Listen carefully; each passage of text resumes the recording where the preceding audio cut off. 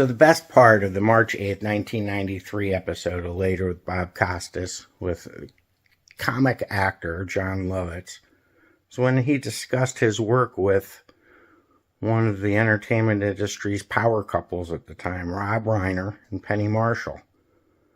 And Lovitz had been in the film A League of Their Own that Marshall directed, which of course the baseball-loving Costas was all over that. And then Reiner had helped make the Jon Lovitz special for NBC that I don't think did very well, and pretty sure I taped it and I don't remember it. The clip didn't make me want to dig it out. If it gets digitized, I'll watch it. I promise. Thanks for staying up later. Jon Lovitz is with us. We'll talk about some of his film work in a bit, but the logical place to begin is with Saturday Night Live. Was The Liar the biggest one for you? I mean, Master Thespian was big, and The Annoying Man and everything. Yeah, The Liar was... yeah. It started off as a joke between a friend of mine and I. Just an inside joke, and I was trying to pick up on her. She goes, well, like a guy with a fat wallet. And I said, oh, well, my dad just had 15 oil wells come in. And I said, well, I am a pathological liar, you know. And then I thought, well, maybe I'll write this up for the Groundlings, and so I made it, you know, Pathological Liars Anonymous, which would be like Alcoholics Anonymous, and that's not funny, but I thought a guy, you know, saying that he's a pathological liar and then just starts telling a story and just starts lying about it. The next thing you know, everybody's doing it, and I really didn't have any clue to how big it was. Everybody would keep telling me. They go, oh, everyone's imitating. And I go, they are? Because you're just, when you're on that show, you're working... You're in your apartment, you know, and you go to sleep, you wake up, you go to work, you're there all day, you eat, and I mean all day for like 12, 14 hours, 16 hours, then you go home and sleep, and you're just in there 6 days a week, and on Sunday you just crash all day. And then I went to, they had the first comic relief, and they asked me, Whoopi Goldberg actually, she got me in it, which was nice, and I did it on that, and I started doing it, and everybody's laughing, and I go, man, it's all the way out here. You know, and you have no concept, if you've never been on television, how it just goes everywhere. And then it showed up, Doonesbury made reference to it, Johnny Carson mentioned it, right? Yeah, Johnny Carson, and and it's people still bring it up once in a while, and I've seen it, I just saw it in a rap song. I mean, it's still, yeah, that's the ticket. I didn't make that up, it's from old movies, but I got it back out there, and it's still being done. And, yeah, it was amazing, you know, it's like, you know, it started off, just imagine, like, if you have an inside joke between just you and your friend, like your best friend. It's just a little dumb thing you do, and you get a chance to do it on television. Next thing you know, the whole country's imitating it. And that's what it was to me. And it was, I remember the first time I did it in the Groundlings, we'd have like a panel of 6 people, and in the audience, you'd go down and say your name and what you did. And I said, I'm Tommy Flanagan of Pathological Liars Anonymous. In fact, I'm the president of that organization. And then the audience would ask questions. And I didn't realize what I had at first.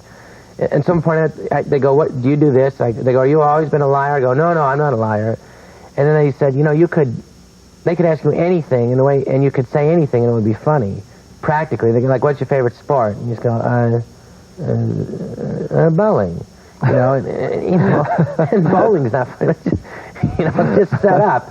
And it just hit. And that's always the hardest thing to find is an idea that's, you know, I'm not saying it's great, but, you know, finding a simple idea, but that really works, that you can just almost do anything. You remember... I guess Master Thespian was probably the second best known guy, right? I think so. This awful That was my actor. favorite character, yeah. Was he? Yeah, because it was me... really, all my characters were...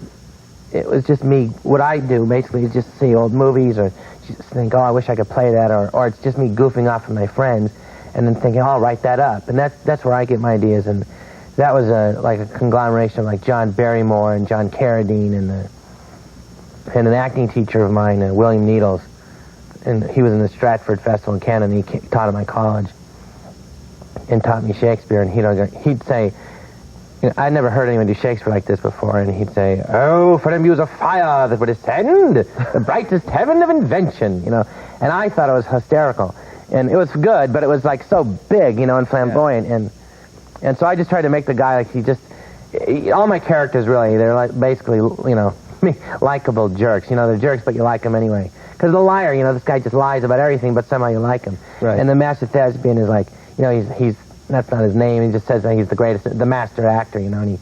And he, you know, I was the subtext in Gone with the Wind, you know, and he's just an idiot. He's a horrible actor, but he thinks he's great, you know. And then when people insult him, he gets his feelings hurt, you know. And it's funny to me. And even when he messes up, at least outwardly, that view of himself is not punctured. He can't remember, so line. Yes, it's like, you know, to be line or not to be. I know, or not to be. Line! You know, it's like that, you know. And he's incredibly loud. Really, you're not a stand-up guy. In fact, I don't even think you would define yourself as a comedian.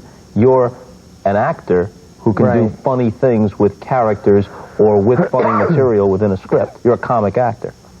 Yeah, I would say that. And straight acting, most of my training was that. And I'd wanted to be a stand-up. And like when I was 13, I saw Take the Money and Run with Woody Allen. Mm-hmm. And before that, I wanted to be a baseball player, and Willie Mays was it. And then I started getting into Woody Allen, and I wasn't good enough in baseball, so I just said, this is what I started getting more interested in it. And the movie Lenny came out, Dustin Hoffman, and I thought the movie was great, and I'd never heard of him. So I went to the record store and looked under comedy to buy Lenny Bruce's albums, and I also saw Woody Allen's albums. So I bought those, and I would memorize it, and I would do it in my college dorm. They have like this, it's called Prado. I went to UC Irvine. Mm-hmm. The Anteaters of UC Irvine. Yeah, the Anteaters, yeah. And I know most people think I'm from New York, but I'm from the Valley, you know, Encino and Tarzana. So I went to UC Irvine, and they would have like a Prado, you know, where you'd perform. So I would do that. And after college, I went to the Comedy Store, and they would have this potluck night where on Mondays where you could get up and improvise, mm-hmm. and anyone could go. And then my third week going, I was waiting in line, and then they said, we're asking certain people not to come back, and you're one of them. And my heart just sank. Because I thought, well, I'm not that good, but the other people coming aren't that any better. But I was just pretty devastated. And then they had like a workshop, a comedy workshop, and the stand-ups would teach it.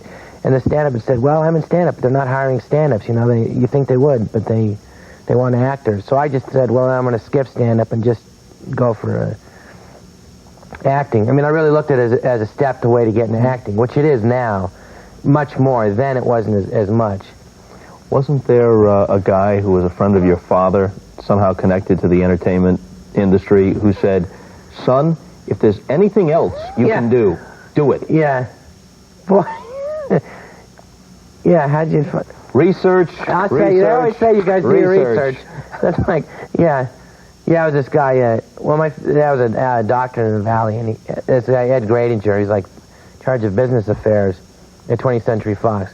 And I had this tape, I took this acting workshop with this guy, Tony Barr, and we had a scene night, and people came, and I had 2 scenes, so my dad said, well, I know somebody if you want to give him your tape. So I did, and he wrote this letter saying, you know, because of my relationship with your father, I've had this tape looked at fairly. If you can do anything else, do it. Mm-hmm. It's a long, hard road. Good luck. You know? And then I also gave the tape, though, to another patron, is William Blinn, who wrote Brian's Song and created Starsky and Hutch. And he said, well, I just did comedy. He said, well, you're limiting yourself, but I think you have talent, and go for it. So I showed it to Tony Barr, my acting teacher. I said, well, which guy do I listen to? He goes, well, don't listen to the lawyer, listen to the creative guy, you know. And we're back with Jon Lovitz. Of all the movie work you've done so far, the one I like best, and I think the one most people like best, was really a relatively small part, maybe only 10, 12 minutes on screen, near the beginning of A League of Their Own, when you were Cappy Capadino, the scout. Yeah, I love doing that. And Penny Marshall, we became good friends, and so she's put me in her movies, and I've lived at her house for a couple of summers, and she had Lowell Gans, and Bob Lou Mandel wrote the movie. She said, write a part for me, for John, and so they wrote this. They based it on a character I did on Saturday Night Live, Eddie Spamoza, which is like a gangster, mm-hmm. and it was imitating movie characters from the 40s. So those guys, they just wrote it so great, and it was so tailor-made to me and my delivery and what I do that it was just, I could just do it, and it was just fun because it's so well written, and the guy, he's so sarcastic and mm-hmm. mean, but funny, and it's like I don't know, it's like a likable jerk, really. The guy's, but you like him anyway, and so it was heaven for me because we're at Wrigley Field. And I felt like I was making a movie in the 40s, and I love those old movies. And then I also love baseball, so, you know, it was like a combination of everything, and it was just a lot of fun. Because I used to play in Little League and stuff, or playing catch, you know, practicing, and they'd say, yeah, you're pretty good for a girl. And I go, no, I'm pretty good. And I go, all right, you're right. And it was interesting, because you learned that you had these, like, prejudices that you didn't even know about. And you think, well, of course women can be good at baseball. I mean, they play tennis and golf and everything else. Why couldn't they be? And the movie it really kind of opened my mind a lot to, I guess, just, you know, prejudices that you have against women and then anyone else that you don't even think about. You just say, oh, it was in the movie. They go, women can't play baseball. And I thought that myself. And then you'd see these girls, and they're really throwing the ball. Well, a good aspect of the film was at the end, with the credits, they had the surviving women who actually had played in this short-lived league in the 40s, some of whom still had good form, women in their 60s or early 70s, and you could see, as you watched these elderly women batting and running and throwing, that when they were in their 20s or 30s, they obviously could play pretty well. You know, we met some of them, and I just felt, after I saw the movie, I just felt really proud that I was in it. Your connection with Penny Marshall precedes this film, right? You'd worked in a couple others? Yeah, I was in Big and Jumpin' Jack Flash, and I'd met her my first week of Saturday Night Live, the week we did the show. And it's funny, that first show, Madonna was also hosting, and I worked with her. So, and then Penny she just befriended me and you know, helped me a lot. And I remember after my first show, she called me up. She goes, "Learn your lines." I go, "Why?" She goes, "You're reading the cards. You know, I can tell." And yeah, it helped. And then she just would put me in her movies, and yeah, she's been great to me. What did they want you to do in Home Alone? I read where you had a chance to be in the movie, turned it down. Yeah, well, I was an idiot. You know, that's where your ego gets in the way, because, you know, I'd been on the show 5 years, and they send the script, and they go, "They really want to meet with you," and you read it, and they say, "Well, the script's funny," and I go, "It was funny," and I go, "But it's the kid's movie, you know." So I don't want to play second fiddle to some kid. You know, next thing you know, it's the biggest comedy of all time. I'm like, well, I guess I could have played second fiddle. It wouldn't have been so bad. But did they want you in what turned out to be Joe Pesci's role? No, I think it would have been Daniel Stern's part. Oh, really? But they didn't offer to me, but they really wanted to meet, and they kept calling me, "Really want to meet with you." But the truth is that I read it, and I just felt I couldn't play the part well, because you have to, like, it's like a lot of reacting and kind of being big in a certain way, and not mugging, but it's a certain style that I frankly, I'm not good at that. And I don't think so. I couldn't have done it, and he did a great job. But I found it even worse than that. There was another actor who was set to do Daniel Stern's part, and like the day before, a few days before, they yanked him and put in Daniel Stern. Who was it? So I don't know, but I feel bad for the guy, because you think I'm kicking myself. He must be like, you know, what actually worked. I mean, Daniel did a very good job, but what also helped was the difference in physical types. Joe is short and rounded, right, yeah. and Daniel is very tall and lanky. Yeah. And you and Joe would have been roughly similar physically, you know, or at least closer physically. And it might not have been as funny visually. Yeah, you know, so I wasn't offered it, but they wanted to meet. And then the second one happened, and the director goes, "No, he wouldn't meet with me on the first one." And I was surprised he remembered it. He goes, "No, he didn't meet me the first time. Why should I meet with him now, you know? Chris Columbus, eat your heart out." So fun. So I guess I'll just work with Rob Reiner now instead of him, and that's the way that goes. What about the film that's released now, just recently, with Loaded Emilio Weapon. Estevez? Yeah, that was fun. I only worked about 5 days, and I kind of do a spoof. It's a spoof of Lethal Weapon. And the ironic thing is that Lethal Weapon, Joel Silver produced it, and I think Larry Gordon too, Richard Donner and him. But he brought me in, and the part was written for me. But then they decided to use Joe, and he made his own. So now I'm doing a spoof of a part that was written for me, and it's like Hot Shots and Naked Gun. It's funny. Hello, I'm Army Archer, and you can just feel the electricity in the air, because tonight, in the tradition of such classics as Marty, Requiem for a Heavyweight, and The Petrified Forest, we are celebrating a return to the golden age of television with the production of an original play to be televised live from this historic stage, starring Jon Lovitz. It's interesting how you first hooked up with Reiner, because it comes off a show you were doing a couple of years ago, right? Or maybe just a year or so ago. Yeah, actually, in May of last year. And, Alan Zweibel we'd met, and actually we met at Penny Marshall's house before, and talked about doing a TV show together. So we decided, we came up with a format. I wanted to do something where I was, could be myself, funny as myself, funnier than now, and also and also do characters. So and it was kind of conglomeration of kind of like what Jack Benny did, and Alan said, what about Playhouse 30? So we kind of mixed the two, and we did it live, and I had a great time, and Al and I, we just really, it was really 50-50. We wrote it and produced it together, and it was a great experience. And so, really, because of that, they wrote this part for me in North, and it's because of him, really, that I'm going to be doing this movie. In your special, there was a bit where Reiner had a phone. If you saw anything he liked, he could pick up the phone. Everyone Saturday Night Live, when you get the show, even in your first year, they go, so when are you going to do movies? And you're saying, well, let me just do the show first. But after a while, you start thinking, yeah, I want to do movies.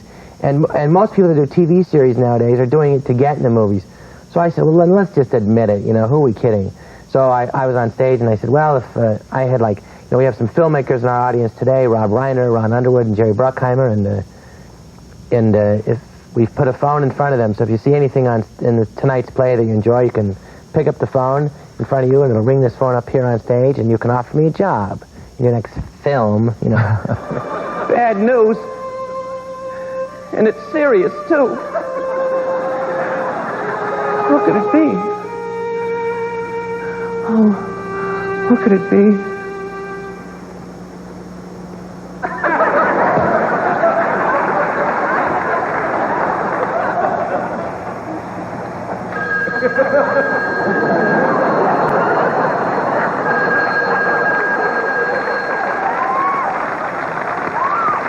Curiously enough, all three of them did offer me jobs in their films later on. Good ploy. Yeah, it worked. But it was fun, and and the best part, Alan came up with a joke. It was like a parody of The Godfather, and James Caan found out about it because he did a movie for Castle Rock, which is a company that did it with Randy Scheinman, and he got Robert Duvall to come. So that blew me away, because they're in my special, my show, and then Alex Rocco does a thing where he's Mo Green, and he gets, dice go in his eye, and he dies, and then they cut to the audience, and Alex and James Caan and Robert Duvall are high-fiving, and I The Godfather is probably one of the greatest movies ever made, and here these two guys are in my show, and that to me was my favorite part of the show, way beyond anything I did.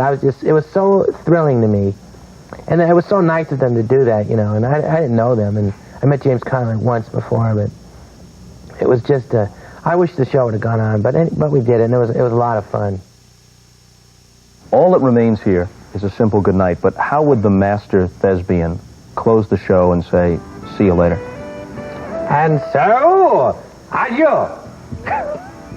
Later.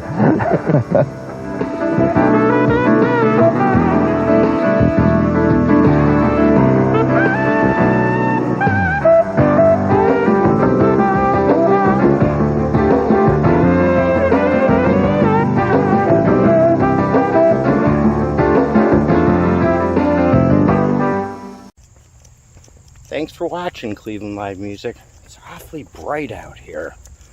I'd click on another one of my videos. Quit looking into the sun. Your mother told you not to do that. Please hit the subscribe button. And if you want to support the channel more, there's GoFundMe and Patreon information in the video descriptions. Ooh, ooh!